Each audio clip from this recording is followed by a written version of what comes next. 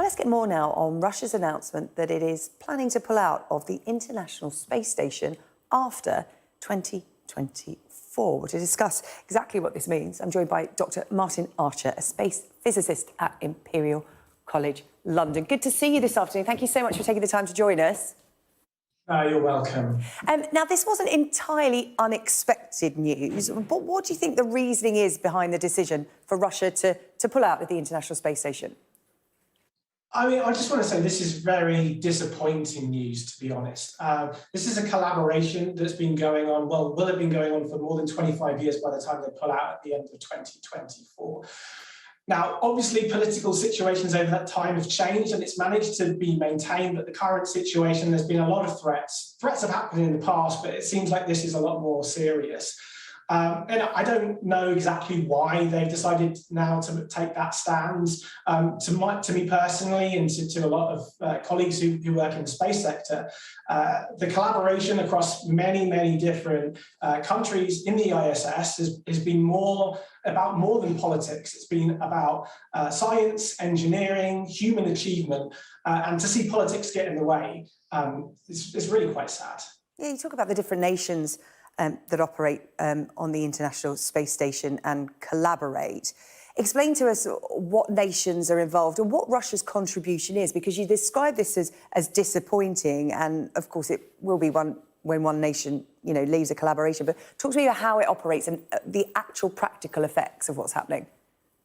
Sure. So the main contributors are, of course, you've got NASA over in the US. There's the Canadian Space Agency, the European Space Agency that the UK is a part of, and that's how Tim Peake got to go up to the International Space Station. And then Roscosmos, which is the Russian Space Agency. Now, they've played quite a large role in the International Space Station. There are Russian modules on board. And since the space shuttle was decommissioned, they have been the primary way of astronauts getting up there using Soyuz capsules. Now, we do have capability now with private companies such as SpaceX to send astronauts up to the International Space Station without the involvement of Russia. But they've been a crucial part of this collaboration for its entirety. And so they were really key partners, and you would hope that collaboration would continue. And in fact, plans for future space stations, we were hoping that we could probably even have collaboration with China and do something even more amazing than we've been able to do with the ISS. But, news like this doesn't bode well for that sort of idea. Yeah, Russia has said it will fulfill its commitments until 2024, as agreed. They're then going to go on their own, build their own space station.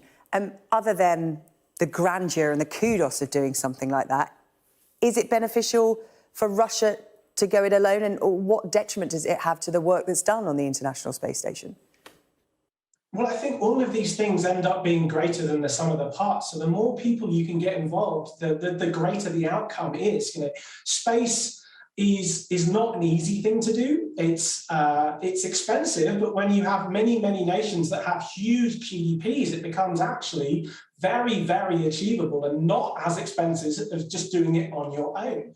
And so that's really why we've been moving away from doing things just as one nation and collaborating internationally to achieve much greater things. So it seems like a backward step. I can see why politically Russia are saying they want to do that, but I don't see that as the right way forwards for what we're all trying to achieve with space here. Yeah, back on planet Earth, there are pretty tough times. I mean, you referenced the political situation, the war in Ukraine. We're talking about drought next month in the UK. We're talking about a cost of living crisis. There are so many different factors going on at the moment, the climate emergency. Is there still the appetite for what is happening on the International Space Station? Are the budgets there? Are governments invested? Or is it something you can see sort of being pushed to the side in the future, given what we're dealing with, as I said, here on planet Earth right now? Well, the International Space Station is not actually that far away. You look up, you can see it in the night sky. It's only a couple of 100 kilometers up. It's closer than a lot of our country partners.